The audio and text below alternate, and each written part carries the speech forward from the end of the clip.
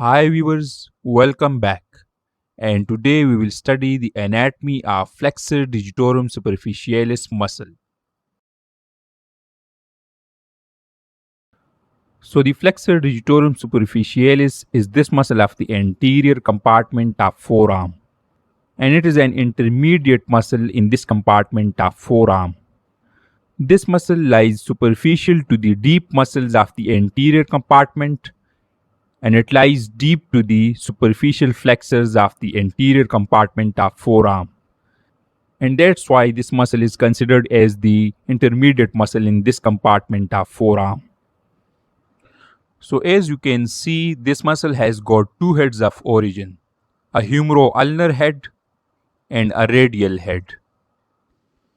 The humero-ulnar head originates through the common flexor tendon from the medial epicondyle of the humerus, as well as from the medial aspect of the coronoid process of the ulna,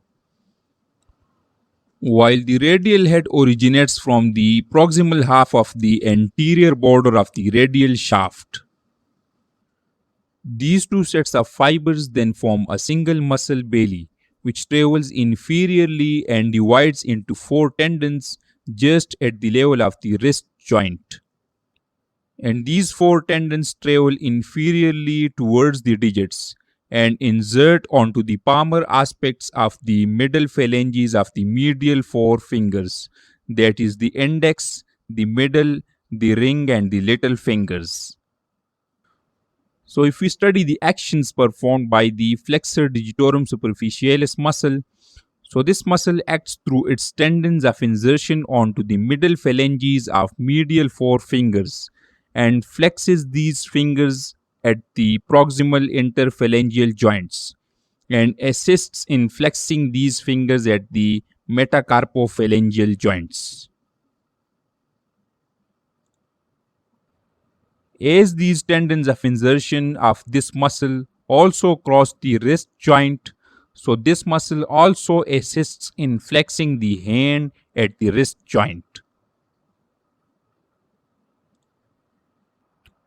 The flexor digitorum superficialis muscle receives its innervation from the median nerve.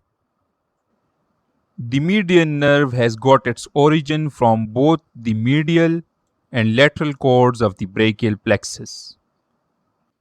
And the median nerve has got its nerve fibers from 7th and 8th cervical spinal nerve roots.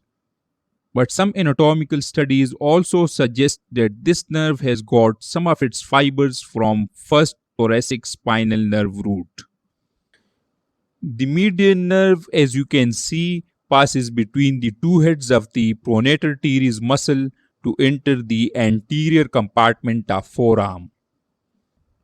And now we will study the arterial supply for the flexor digitorum superficialis muscle. So this muscle receives its arterial supply from the ulnar artery. The ulnar artery supplies the flexor digitorum superficialis muscle by giving off this branch called the anterior ulnar recurrent artery. And the ulnar artery itself arises as a medial division of the brachial artery. So now let's have a quick review of all these study points for the flexor digitorum superficialis muscle. So this muscle has got two heads of origin, a humero-ulnar head and a radial head.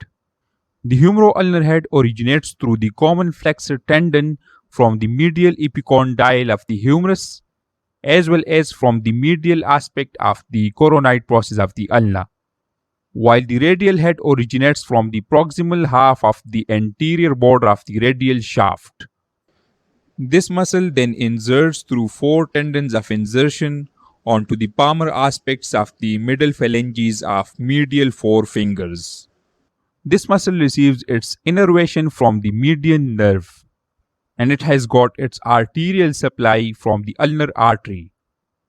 And if we revise the actions performed by this muscle, so this muscle flexes the medial four fingers at the interphalangeal joints, and it assists in flexing these fingers at the metacarpophalangeal joints.